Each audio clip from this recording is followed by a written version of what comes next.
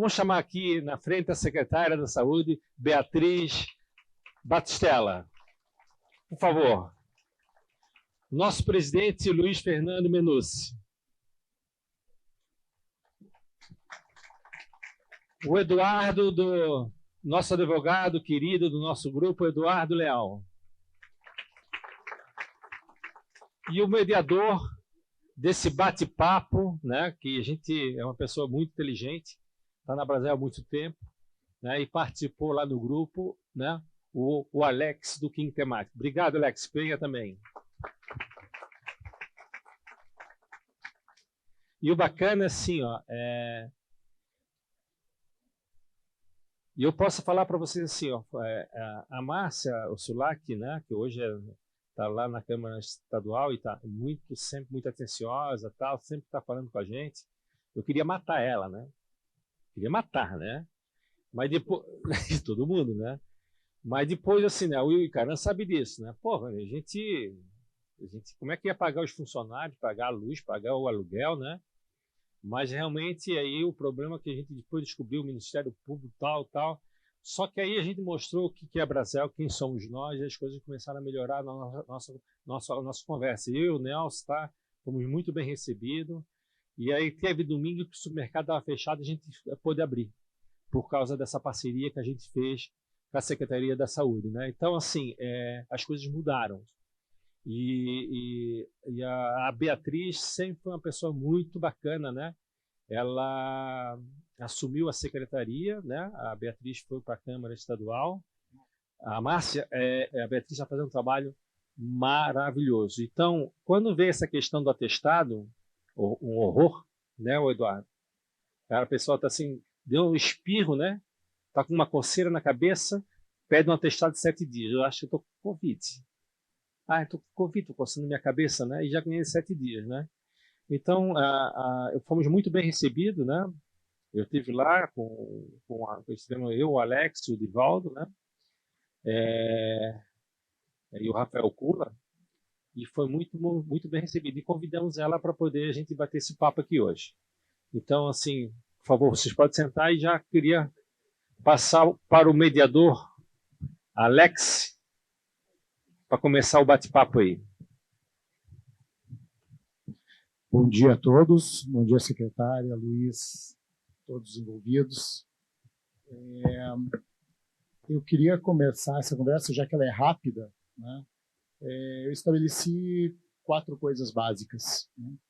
A primeira tem a resposta, pedi para a secretária primeiro, qual que é a norma federal que regula o afastamento por Covid? A federal, a norma maior. Bom dia a todos. Vou responder rapidamente, mas eu quero depois, se o Alex me permitir, fazer algumas considerações. Muito bem. Nós estivemos estudando, inclusive, ao longo deste ano, alguma possibilidade de fazer algum ajuste naquilo que está previsto ou na previsão a respeito dos afastamentos em função da Covid. E o Ministério da Saúde, em conjunto com o Ministério do Trabalho, eles mantêm a mesma ordem e mesma regulamentação para a questão dos atestados com a Covid. O que mudou do tempo que vivemos em período especial lá, como é que era? Emergência em saúde pública, lá naquele período o nosso termo de isolamento ele era suficiente para afastar as pessoas legalmente do trabalho. Tá funcionando. Naquele período, nós poderíamos, somente com o nosso termo de isolamento, as pessoas tinham assegurado o seu vínculo trabalhista. Quando acabou o período de emergência, logo depois que a Organização Mundial da Saúde decretou o fim do estado de emergência, o Brasil, em seguida, decretou, e nós também, esta legislação deixou de ter vigência, e aí vigora que a pessoa com doença respiratória, inclusive a Covid, ela tem que ter um atestado médico. Quem pode dar atestado? Somente o médico, um atestado médico que a afasta por 7 dias, e aí esses 7 dias poderá ser prorrogado em razão de uma análise da condição de cada uma das pessoas. Então, o médico, ao término de 7 dias, ele pode, se assim for o caso, e que a pessoa ainda esteja manifestando sintomas claros de tosse, especialmente tosse, coriza, que essa pessoa pode ter ainda adicionalmente mais alguns dias, que pode ser até o 10º dia. Então, esta é a vigência que está em previsão hoje. Até fizemos uma discussão semana passada, nós retomamos reuniões do Conselho, do nosso Comitê de Técnica e Ética, por causa deste aumento que nós estamos tendo agora dos casos de Covid. Acho que vocês devem ter ouvido alguma coisa, eu posso depois falar um pouquinho sobre a situação epidemiológica.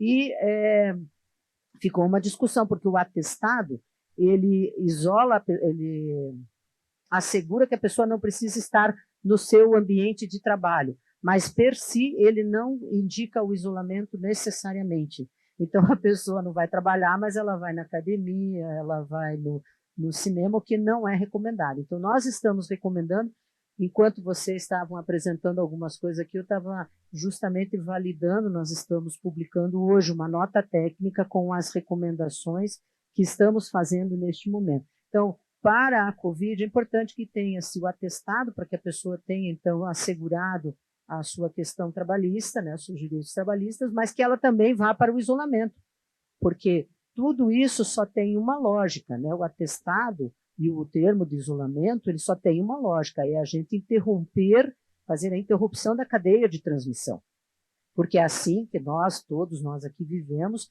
acompanhamos como é que a Covid se transmite. Ela se transmite nossa proximidade aqui, a nossa interação social proporciona a transmissão da doença por ser uma doença de contágio respiratório.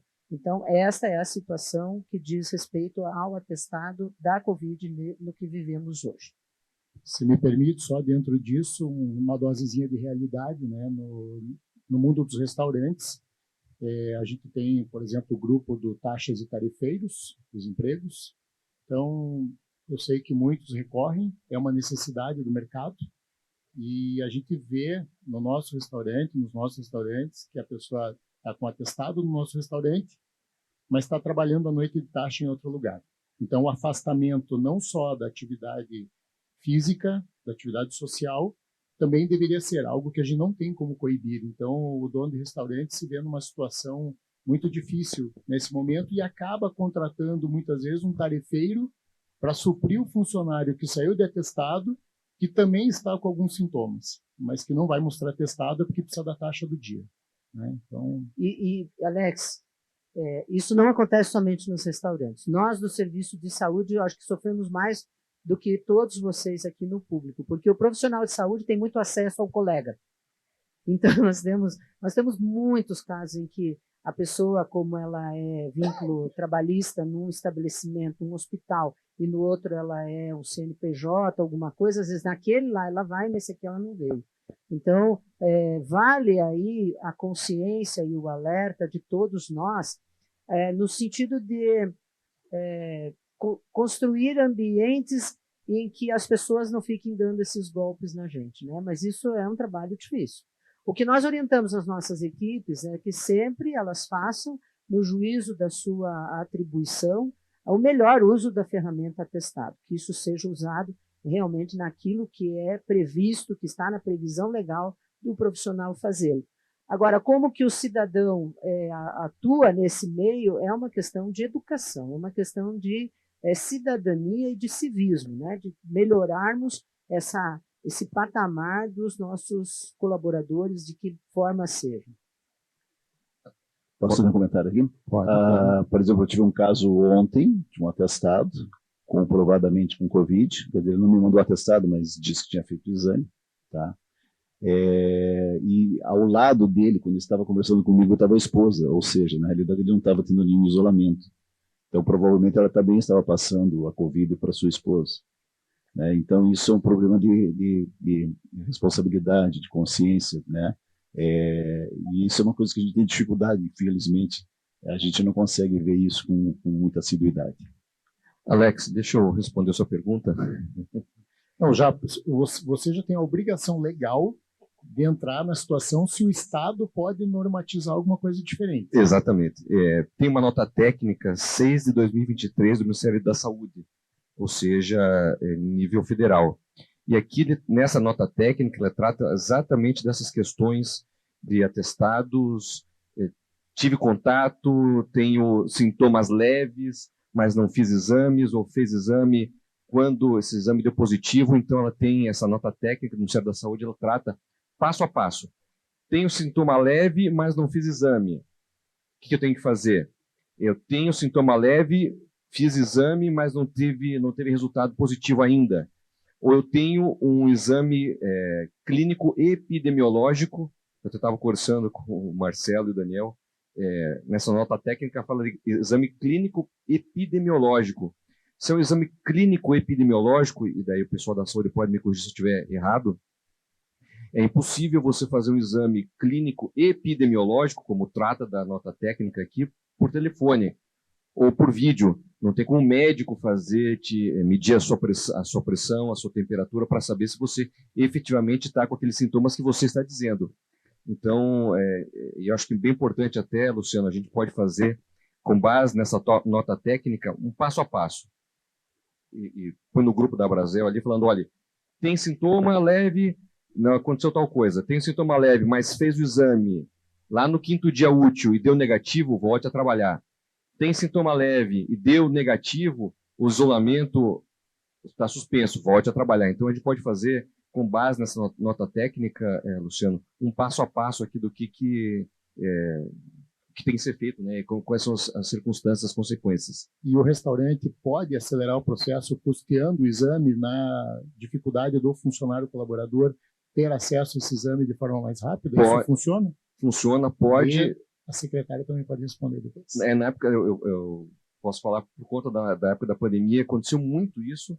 Inclusive, nós tivemos alguns casos no escritório de justa causa, porque a pessoa falava que estava com Covid, trouxe aquele termo de isolamento, e lá no 5º, 7º, 10º dia, a empresa, tá bom, então vamos fazer um teste. E a pessoa não ia fazer o teste, ela trouxe mais um termo de isolamento, e a empresa insistindo para fazer um teste, e foram 3 ou 4 tentativas de teste, a pessoa não foi, e a gente aplicou a justa causa. Ela foi mantida na justiça, porque a empresa se dispôs a falar, demonstrar que ela estava ou não, e ela se negou de uma forma tácita, até expressa, não foi fazer o exame, e até tinha mensagem no WhatsApp, ela falou, não vou fazer teste, porque eu tenho o termo de isolamento. E o juiz entendeu que isso daí não era possível, ou ela estava atingindo uma falta muito grave ali.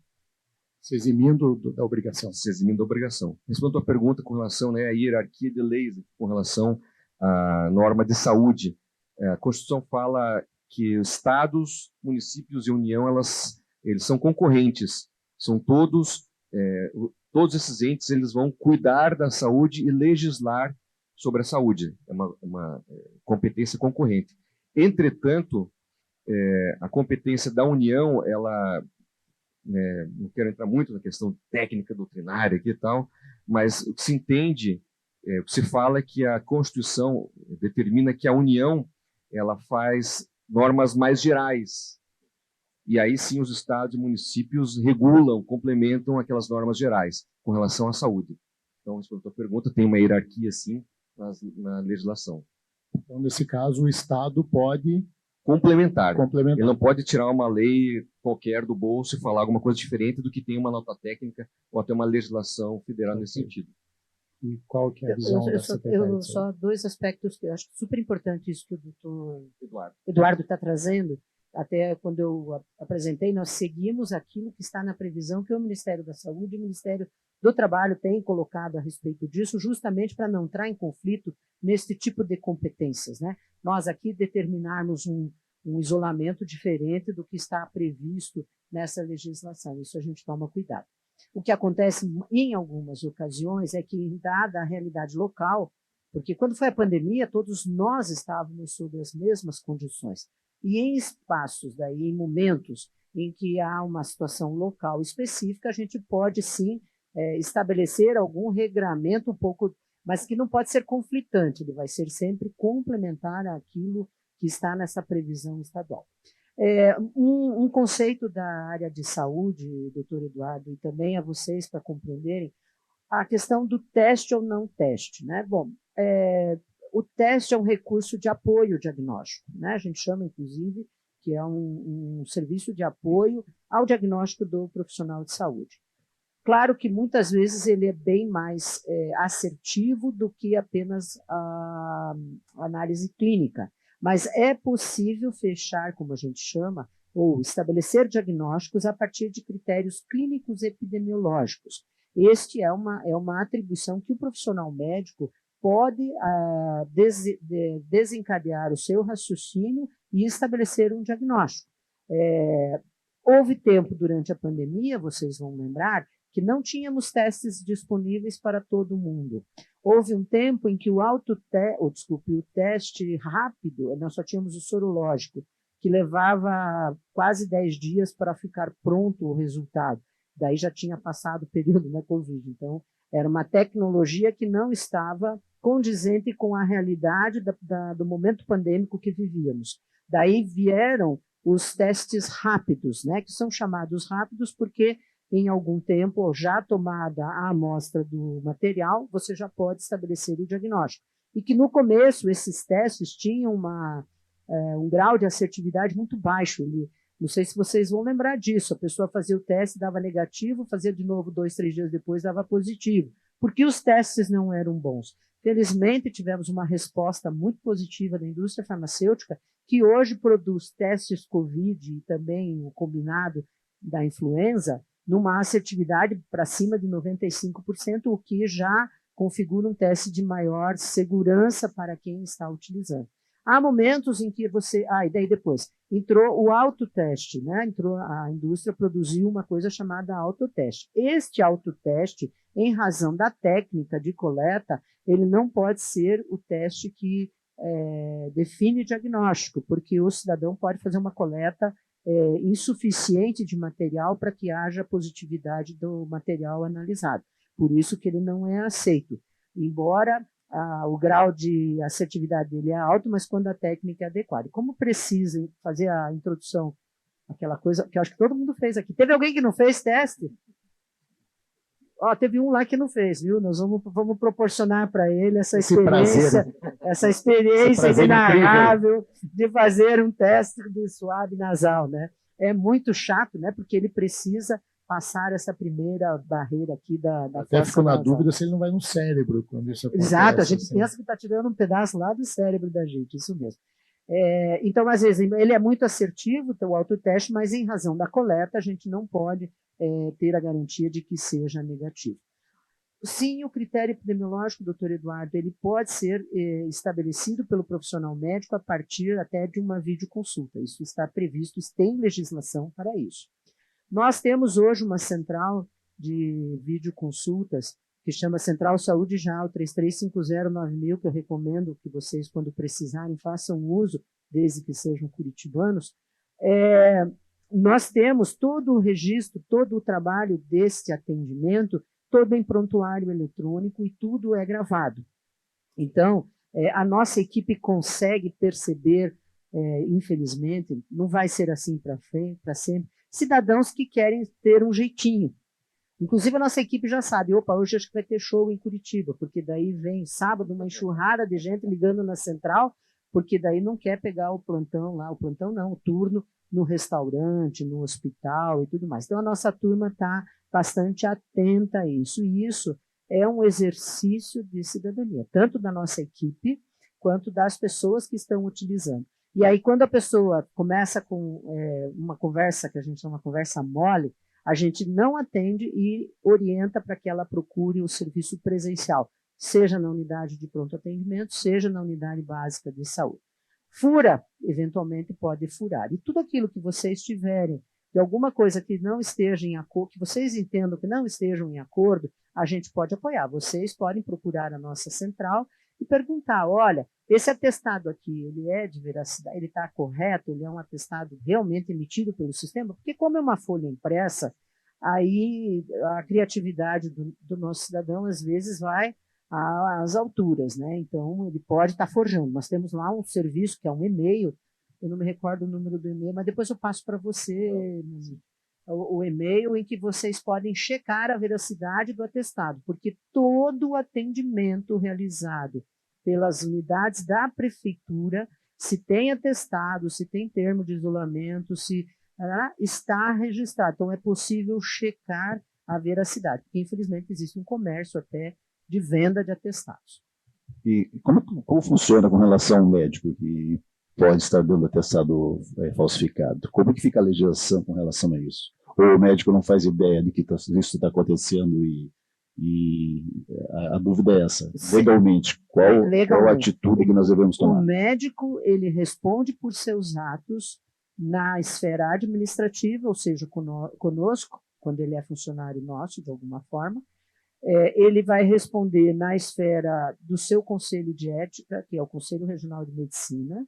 Ele pode ser denunciado no conselho por ter praticado um ato que fere a ética, ou seja, ele não pode dar um atestado para uma pessoa que não está com a condição de receber o atestado. E o Conselho de Medicina, às vezes as pessoas acham que não, eles são bastante rigorosos nesta questão do exercício do profissional, o bom profissional e aquele que não está atendendo segundo as regras do Conselho, que são normas estabelecidas. E também ele responde na esfera civil e criminal. Ele também, como todos nós, somos responsáveis e respondemos pelos nossos atos. Quando há dolo, quando há prejuízo, né, a esfera judicial ela é interpelada e ele tem que responder por seus atos. Essa ação a gente faz individual ou por uma associação para acionar o médico? Eu acho que cada caso é um caso. Aí vai ter que ter uma análise jurídica. Contratar um advogado. Exatamente, é melhor. Melhor contratar o advogado do que a secretária de saúde. Essa semana que eu estive com a secretária, né, eu lancei uma ideia, né, e passei para o Luciano que a Brasel passe isso para a Brasel Nacional, na minha opinião, modesta opinião, porque durante a pandemia foi criado o receituário digital de extrema eficiência, né? Você pode receber o receituário e até a farmácia, o receituário está válido mesmo para medicamento controlado. E como a secretária falou, né, via SUS, via videoconsulta, todos os atestados estão lá disponíveis para consulta, mas todos os atestados privados não estão lá. Então, eu lancei a ideia da criação do atestado digital, que eu já tinha conversado com um amigo meu, que é aqui da Unimed, Paraná, um dos diretores, e levar isso para o CRM, para que a obrigatoriedade do atestado seja digital. A gente está numa época já de inteligência artificial, os dados estão disponíveis, isso ajudaria não só minimizar os atestados falsos, ou talvez erradicar, uma chance muito maior do controle epidemiológico, porque hoje o Google monitora isso, e quando muitas pessoas pesquisam sobre um determinado assunto, já acende um alerta que naquela região está tendo um surto de alguma coisa. E então, na minha modesta opinião, um atestado digital pode ser uma ferramenta de mudanças, né? Talvez tire um pouco dos honorários do Dr. Eduardo, mas ajude a gente a ser mais eficiente, porque eu queria complementar só dizendo uma frase que eu venho pensando há muito tempo, que ser dono de restaurante ou de qualquer outra coisa, a nossa atividade principal sempre é e deveria ser cuidar da comida e das pessoas que servem a comida. E eu me vejo nos últimos anos cuidando de tudo e isso virou a menor parte. Então, é um desdobramento você cuidar da comida, cuidar da equipe, né, da equipe que está lá, não no sentido RH, lei trabalhista, contábil, cuidar da pessoa e cuidar da comida. Então, quanto mais ferramentas nós tivermos que nos tirem dessa esfera que não é o nosso métier, a gente vai ser mais produtivo, vai ser mais eficiente, vamos poder oferecer comida melhor a menor custo. Alex, falando 2 pontos, né, com relação à veracidade do atestado. Nós até colocamos aqui no grupo da Brasel um link da prefeitura falando exatamente um passo a passo para você, para o empresário, verificar se aquele atestado é falso ou não, se emitido por um posto de saúde aqui de Curitiba. Então, a gente pode disponibilizar de novo, vamos colocar lá no grupo da Brasel, um link que vai direto para o site da prefeitura e te mostra o passo a passo, com e-mails, como é que faz, etc, etc. É bem comum atestados falsos. temos muitos atestados falsos, a gente consegue verificar de várias formas, até mesmo atestados de clínicas particulares. Eu não vou citar aqui, mas um cliente nosso que foi uma entidade criminosa. Eles tinham um pessoal que fazia o atestado, uma quadrilha, fazia o atestado, outra pessoa que pagava o atestado e mandava para cá e para lá, e ela teve a infelicidade, a infelicidade, a trabalhadora, mais o empresário, a felicidade de toda essa negociação criminosa ficar no WhatsApp web. Ele esqueceu de deslogar e o empresário verificou a conversa, mas ela falando, mas sabe que pode dar problema? E se acharem? Não, fique tranquila, é R$50, R$100, não lembro qual era o valor. Mas aí ela pode arguir que isso aí foi pego do WhatsApp dela, na privacidade dela, que mundo. Aí que tem que contratar um advogado para saber como que nós vamos fazer o esquema, entendeu? A gente não escapa do advogado, pessoal. Esqueçam isso. Foi aplicada a justa causa e desenrolou-se tudo certo. É bem comum, caso de justa causa, sem dúvida alguma. É um crime são 2 crimes, né? É o crime de falsificação de documento e uso de documento falso. Então, a jurisprudência está pacificada, atestado falso é justa causa, sem problema nenhum. Então, são esses 2 pontos que eu queria destacar.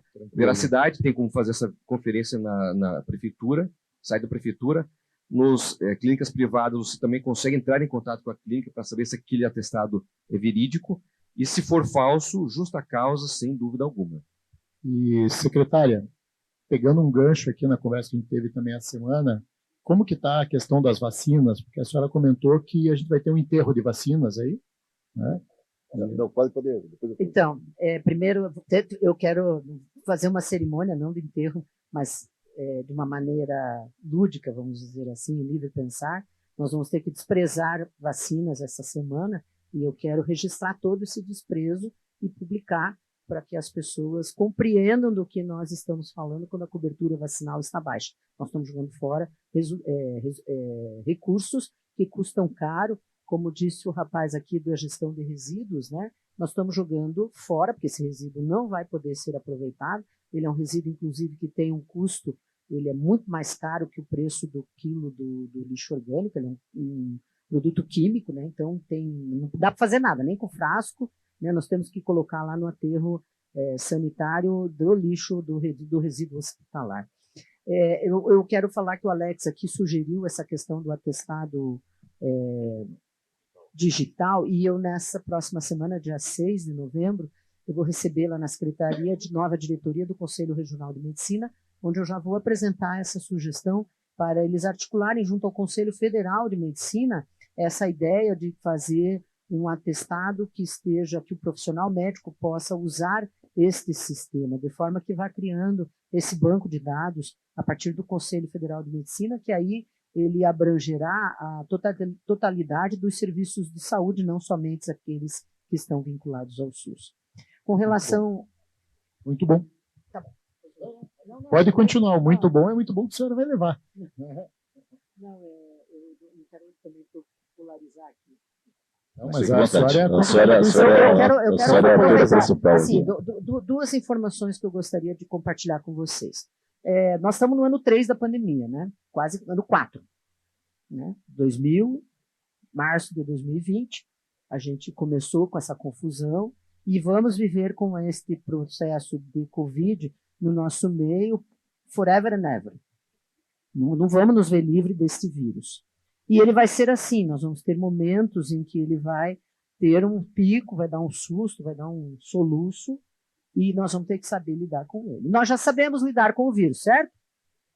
Não é novidade mais nenhuma a gente falar da importância de ambiente arejado, de lavagem das mãos limpas, de uso de máscara quando se tem sintomas respiratórios. Hoje é mais comum a gente ver num ambiente, às vezes, uma pessoa de máscara. Aí você pensa, aquela ali já está com algum sintoma respiratório ou está se protegendo, o que é muito bom, gente, o que é muito bom. E vacina, as pessoas precisam, nós temos que entender que vacina é o que nos protege. A ciência vacina, gente, tem mais de 200 anos. Não é uma ciência que começou o ano passado, nem com a pandemia. Faz mais de 200 anos que o homem persegue a ideia de fazer vacinas. Começou lá nos 1700, quase 1800. Então, nós temos séculos já de apropriação da ciência. E nos últimos anos, nos últimos 20 anos, nos últimos 50 anos, esta ciência vem se revolucionando como tudo, né? Ah, mas aí tem um perigo, então. Não, gente. Olha, nós aplicamos em Curitiba mais de 5.200.000 doses de vacina da Covid. Se fosse para a gente perceber algum problema, eu acho que a gente já teria conseguido identificar. Nós temos todo um sistema de monitoramento e vigilância dos efeitos adversos da vacina. Gente, é muito pequeno. Pensa, são 5.200.000 doses de vacina. Acho que esse é o número. Mais de 5 milhões de doses de vacinas aplicadas. Se não fosse para ser seguro, certamente a gente já teria dado de cara nesse muro da insegurança desta vacina. Muito pelo contrário. Nós só mudamos a história da pandemia a partir do momento que a cobertura vacinal atingiu índices bem robustos, que era de mais de 70%. Hoje eu li, inclusive, o Ministério da Saúde, a secretária nacional de Vigilância em Saúde, a doutora Ethel, ela está introduzindo no Programa Nacional de Imunização a vacina da Covid no calendário da vacinação das crianças. Ela vai incluir como uma vacina do calendário.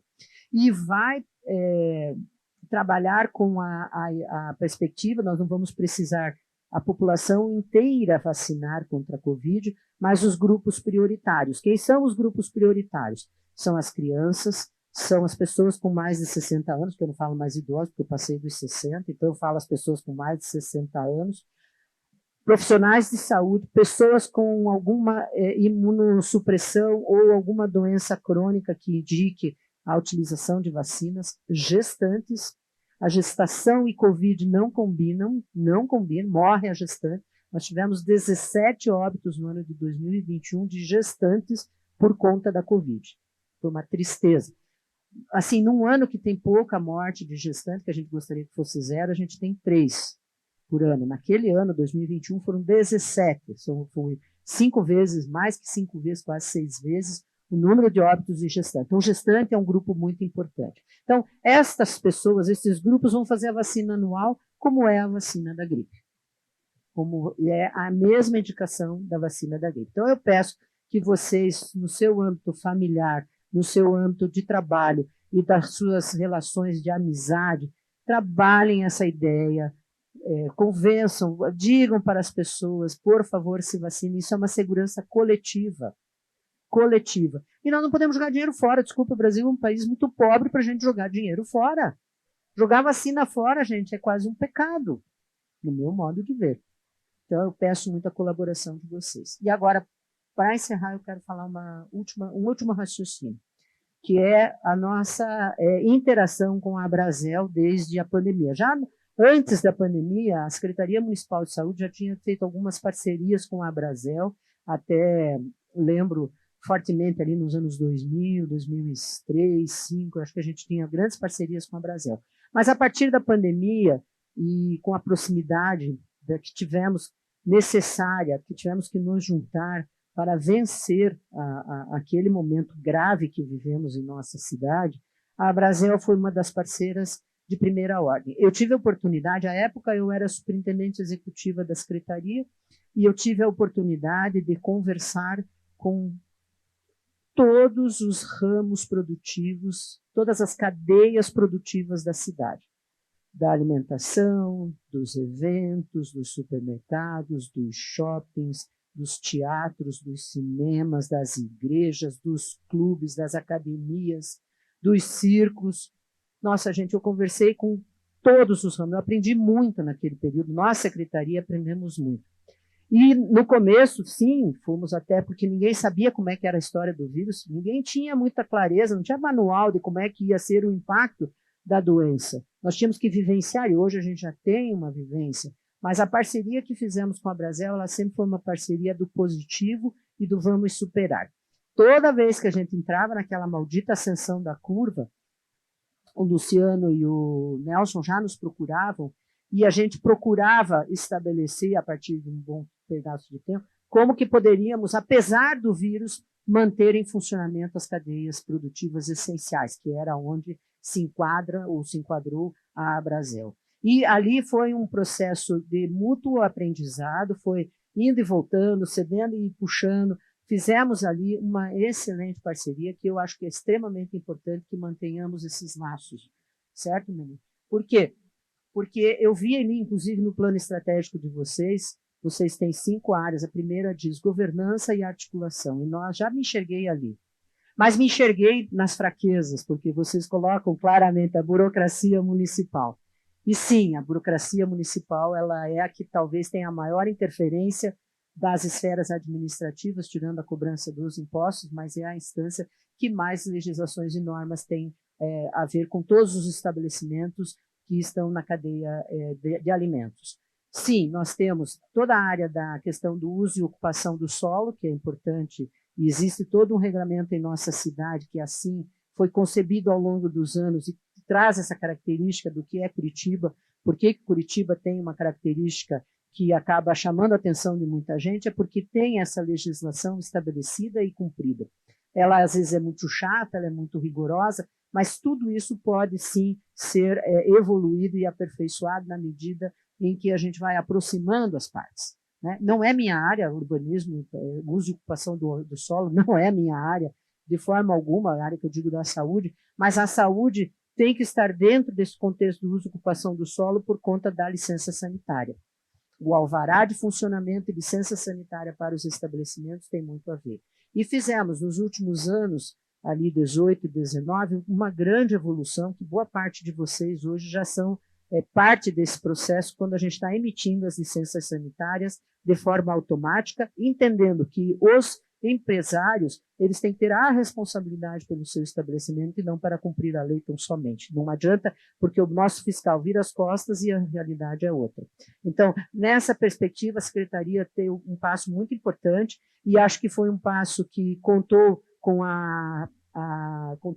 o ambiente favorável e a compreensão, especialmente dos estabelecimentos aí que estão investindo no seu aprimoramento, na sua qualificação, com a perspectiva de ter um espaço melhor dentro do mercado. Eu acho que isso é extremamente importante. Nós não podemos abrir mão daquilo que está na previsão da legislação sanitária, mas a gente pode, sim, juntos, encontrar os melhores caminhos para que, no cumprimento da legislação sanitária, a gente tenha que a população esteja protegida e com segurança no seu quesito e critério da saúde. Então, eu acho que a Abrazel, para nós, é um parceiro bastante estratégico. Eu espero que, no futuro, a burocracia municipal saia de uma fraqueza, possa virar ali como tem fraqueza e o outro lado aqui é ameaça, né? A gente não pode nem ser fraqueza nem ameaça, mas que a gente possa, sim, contribuir para que esta cadeia tão importante para a cidade, porque vocês são, sim, para nós, uma cadeia muito importante, porque gera uma economia importante na cidade, pelos seus eventos, pelos congressos, por atração de turistas, e para que a nossa população possa investir e receber desse giro da cadeia os frutos do desenvolvimento, os frutos de uma cidade melhor. Muito obrigado. Obrigado. Alex. Para terminar, o Luciano queria falar alguma coisa? Tá, encerrou o tempo? Tá. Eu preciso só um ponto importante com relação a atestados. Eu sei que o Luciano já acabou o tempo faz tempo. Uma lei de 49, leis 605 de 49, bate no Google, Planalto, lá vai dizer a hierarquia dos atestados médicos, que há uma hierarquia. Então, primeiro o atestado médico vindo do INSS, depois o atestado médico vindo do SESC, SENAI, depois o médico do trabalho, depois o médico de posto de saúde e, por último, o médico particular. Então, se o teu empregado trouxer um atestado de um médico particular ou de um posto de saúde, você pode encaminhá-lo, por exemplo, para o médico médico do trabalho da empresa para validar aquele atestado médico, tá? Então, acho que esse é um ponto bem importante, que há uma hierarquia nos atestados médicos. Muito bom. Queria agradecer a presença do Eduardo, do Luciano, que obviamente estaria aqui, né, mas principalmente da Secretaria de Saúde. E não só agradecer, mas dizer que na conversa dessa semana, a frase que ficou para mim é que a senhora é pró-mercado. Né? Isso ficou bem claro. né? E isso é importante, dizer que os restaurantes são importantes. Essa Eu sou coxa branca, tá? Não dá para ser perfeito também, né? Então, mas agradecer a presença e essa parceria muito boa, e obrigado. Mais uma vez, obrigado a todos.